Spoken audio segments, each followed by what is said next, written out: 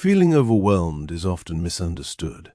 From the outside, it can look like avoidance, like procrastination, like a lack of effort.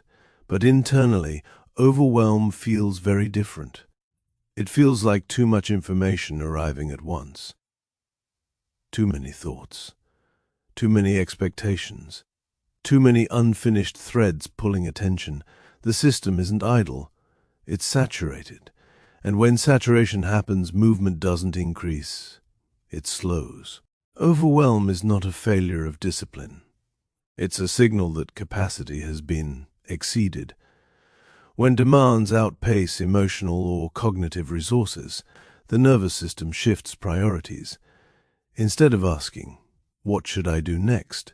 it asks, "What do I need to survive this moment?" Focus narrows.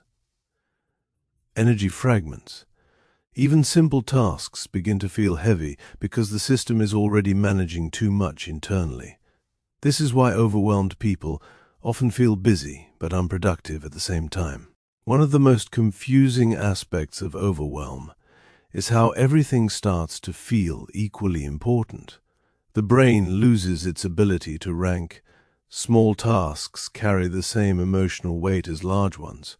There is no clear starting point. This is why advice like "just start small" often doesn't help. Nothing feels small. Every option feels loaded with consequence, responsibility, or risk. So hesitation grows, not because the person is unwilling, but because every path feels costly. Overwhelm often appears when control feels uncertain. Too many variables. Too many outcomes that can't be predicted. The mind tries to compensate by thinking more, planning more, rehearsing more.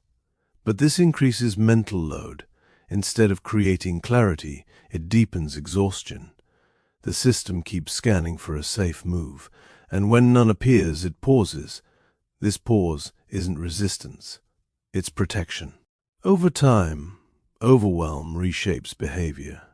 Avoidance doesn't begin as a decision, it begins as relief. Stepping away reduces pressure instantly. The nervous system learns something important. Distance lowers intensity. So avoidance becomes automatic, not because the task doesn't matter, but because emotional load drops when engagement stops. The longer this pattern continues, the harder returning feels, not due to laziness, but due to accumulated tension. Pressure assumes unused capacity. But overwhelm exists because capacity is already maxed out.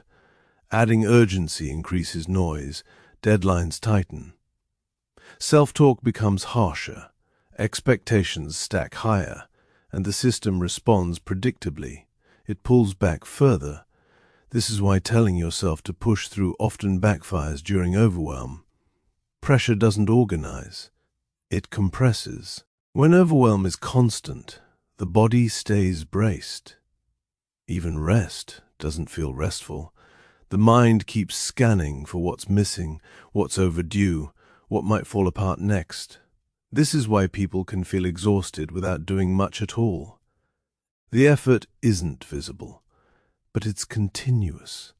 And until that internal pressure eases, starting anything new feels like adding weight to an already full system.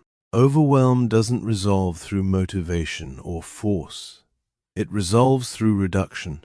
Progress begins when the system can see one point of contact that doesn't threaten stability, not a plan, not a fix, just one action that feels emotionally manageable.